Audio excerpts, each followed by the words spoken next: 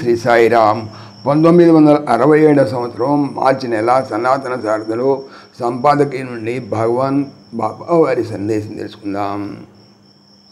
సాయిరామ్.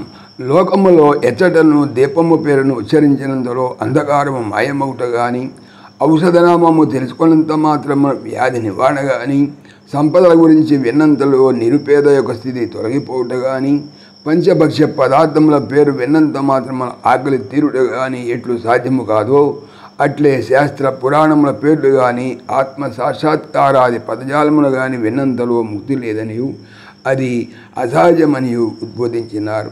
సృష్టి అందరి జీవకోటిలో ఒక మానవునికే మోక్షప్రాప్తి కలదు. పశుపక్షాదులకు జన్మము అభ్యాసముగా వనిపోతుంది.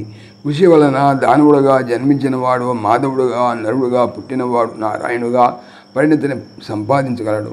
శుభకార్యములలో ఎన్నో ఆహ్వానాలు పంపిస్తుంటారు. ఎన్నో అలంకరణలు, ఎన్నో ఆభరణములు అమర్చుతుంటారు. ఇవన్నీ ఎందుకు అంటే అమ్మాయిని అబ్బాయిని చేర్చుకొరకే కదా. ఇవన్నీ లేకపోతే ఈ వివాహము సాధ్యము కాదా? అవన్నీ ఆ కార్యానికి సాక్ష్యాలు. అలాగే జీవాత్మను పరమాత్మతో చేర్చడానికి కూడా ఇటువంటి సాక్ష్యాలు అవసరం. కానీ వాడు నిలుచుట అంత తేలిక కాదు. యమ నియమాది మార్గములు శ్రవణం, పఠనం, మననం, ధ్యానం ఉన్నవన్నీ కూడా ఆత్మ సంయోగనకు ప్రముఖ ఆధారాలవుతున్నాయి. అయితే అందుకు మాయ అడ్డదవుతుందంటున్నారు. మాయ అంటే దేహమే. ఇది కేవలము ఉపాధి, జడమయమైనట్టు దీన్ని చైతన్యయుతము గావించుకోవాలి. క్షేత్ర వివక్షతను గ్రహించాలి. దేహి దేహాలన్య భావ స్వభావములను అవగాహన చేసుకోవాలి. అటువంటి పరతత్వ స్థితి సృష్టిలో మన భారతీయుల వాకిలికి లభిస్తున్న వాస్తవం గుర్తుంచుకోవాలి. ఇతర దేశాలకి సదకావశం చిక్కుటలేదు. అయినను దాన్ని అర్థం చేసుకోలేక నానా అర్థములను పెంపొందించుకుంటూ భ్రష్లు అవుతున్నారంటూ హెచ్చరించారు. ఇంకనూ నవనాగరికులు అనుకుంటున్నటువంటి వారి యొక్క అనాగరిక చేష్టలను ఏకరువు పెడుతూ భగవద్దీకరణ, శాస్త్ర విమర్శ, క్షేత్ర నింద ఇవన్నీ కూడా నవనాగరికులకు చిహ్నములుగా ఉంటున్నాయని, చంద్రలోకయానం అంటూ బుద్ధి తక్కువలకు ఉపక్రమించి కోట్ల ప్రజలను కరువు పిశాచాన్ని బలిచేస్తూ దేశ సంపదను బూడిదపాలు చేస్తున్నారని, మన భారతదేశంలో సర్వ విశ్వవిద్యాలయములను 20 సంవత్సరంలో పోషింపబట్టు సరిపడేటువంటి ధనాన్ని ఒక దేశ ప్రజలు 50 సంవత్సరముల తినడానికి సరిపడినంత ధనమును ఒక రాకెట్కు తగలబెట్టున్నారంటే ఈ రాక్షస నాగరికతను అర్థం చేసుకోవడం అవసరం లేదు.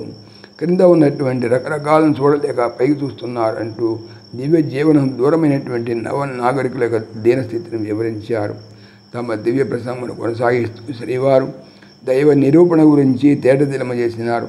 చాలామంది దేవుడున్నాడా, దాన్ని ఎట్లు నమ్మేది అనేటువంటి సంశయంతో బాధపడుతున్నారు.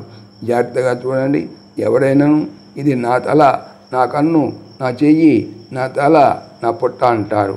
నేను పొట్ట కాదు, నేను తల కాదు. తల కన్ను పొట్ట కానిది నేను వేరే ఉంటుందన్నమాట. ఆ నేను అన్నది కానీ నా అన్నది ఎవరు అనేటువంటి జవాబు చెప్పుకొని నన్ను అడగండి, మీకు దేవుణ్ణి ఇక్కడే చూపిస్తాను. కన్నును చూచుటకు మట్టితో చేసినటువంటి అర్థము కావాలి. దేవుణ్ణి చూడటానికి బుద్ధితో చేయబడినటువంటి అర్థము కావాలి. ఈ వ్యత్యాసమును అవగాహన చేసుకోవాలని సెలవిచ్చారు. జై సాయిరామ్. సమస్తలోకాః సుఖినో భవంతు, సమస్తలోకాః సుఖినో భవంతు, సమస్తలోకాః సుఖినో భవంతు. ఓం శాంతి శాంతి శాంతి. जय बोलो भगवान श्री सत्य साई बाबा जी की जय. जय साई राम. जय जय साई राम. ఆత్మీయులకు మనవి, ఈ ఛానల్తో పాటుగా లెరన్ భగవద్గీత, లైవ్ గీత అనేటువంటి భగవద్గీతకు సంబంధించినటువంటి ఛానల్ను స్వామి నా చేత చేస్తున్నారని మీకు తెలియజేపరుస్తున్నాను.